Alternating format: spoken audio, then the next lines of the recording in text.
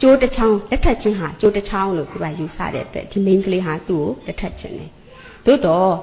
တကယ်လက်ထက်လိုက်တဲ့အခါကျတော့တကယ်လက်ထက်ပြီးတော့5 6လကြာတဲ့အခါမှာအဲ့ဒေါက်တာတနင်းအိမ်ဟာသူတည်သွားတယ်လက်ထက်ချင်းဟာကျိုးတစ်ချောင်းဖြစ်ခဲ့ရင်တောင်မှအဲ့ဒီကျိုးဟာလင်းယောက်ျားကိုချီတဲ့ကျိုးမဟုတ်ဘူးမိန်းမသားကိုသာချီထားတဲ့ကျိုးဖြစ်တယ်ဆိုတာအဲ့ဒီမှာသူသိလိုက်ရတယ်ဒါကျမရဲ့ဝတ္ထုတွေကအသင်းပေါ့နော်အဲ့တော့သူဘာလုပ်လဲဆိုတော့သူကအဲ့ဒီကျိုးကိုသူမဖြတ်ချင်ပါဘူးဒါပေမဲ့ယောက်ျားလေးကအပြင်ကိုထွက်သွားပြီးတော့အလုပ်လုပ်တယ်သူ့ကိုလှမ်းခေါ်တယ်ဒါပေမဲ့သူမလိုက်သွားတော့ဘူးမလိုက်သွားတော့ဘူးဆိုတာသူက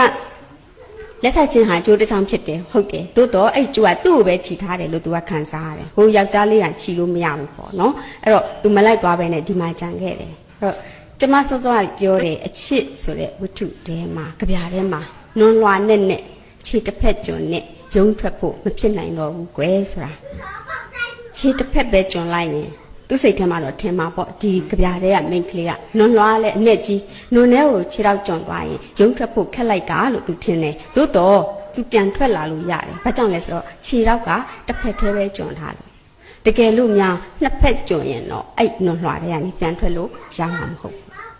နွန်လွားနဲ့မှာခြေတစ်ဖက်ပဲကျွန်းမိရင်မစိုးဘူးပေါ့မှန်တော့ကောင်းတာတော့ခြေတော့လုံးဝမချလိုက်ရင်တော့အကောင်းဆုံးပဲ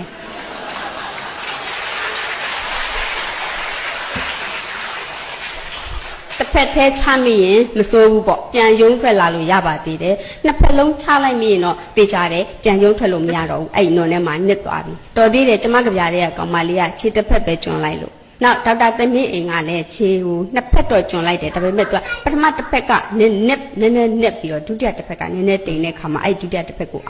ပြန်ယူပြီးတော့ပြန်ကျုံထွက်တယ်နဲ့တူပါရဲ့တကယ်တော့လေဟိုအချစ်နဲ့အိမ်အောင်ရေးဟာမိန်းကလေးတွေအတွက်အလွန်အရေးကြီးပါတယ်ဒီဝတ္ထုထဲမှာကျမဟာဒေါက်တာတနင်းအိမ်ရဲ့အမှားတွေကိုလည်းကျမရေးထားတယ်အဲ့ဒီနေရာမှာလည်းကျမကိုယ်တိုင်ဝင်ပြီးတော့ကျမအနေနဲ့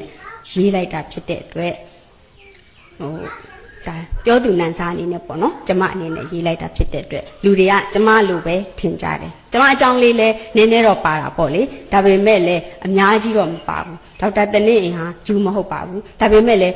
ဘယ်နေရာမှာဂျူးလဲအဲ့ထဲမှာမိန်းကလေးရဲ့ character တော်တော်များများပါတယ်အဲ့ထဲမှာဘယ် character ကတော့ကျမလဲဘယ်ဟာကတော့ကျမတငယ်ချင်းလဲဘယ်ဟာကတော့ကျမအမေလဲဆိုတာပြောဖို့ခက်ပါတယ်အဲ့လိုဖြစ်အောင်ကျမပြန်ပြီးတော့ရက်ပြီးတော့ရေးထားတာဖြစ်တဲ့အတွက်အဲ့လိုပြောလို့မရဘူးပေါ့နော်ဒါပေမဲ့လည်းပြောချင်တာကလက်ထက်ချင်းဟာကျိုးတစ်ချောင်းဟုတ်ချင်မှဟုတ်မယ်ဟုတ်ခဲ့ရင်တောင်မှယောက်ျားကိုချီတဲ့ကျိုးမဟုတ်ဘူးမိန်းမကိုပဲချီတာပိုဆိုးမယ်မိန်းမကနှောင်တုတ်ပြီးတော့ကြံခဲ့ပြီးယောက်ျားကတော့လွင်ကျင်တဲ့နေရာမှာလွင့်သွားမယ်ဆိုတော့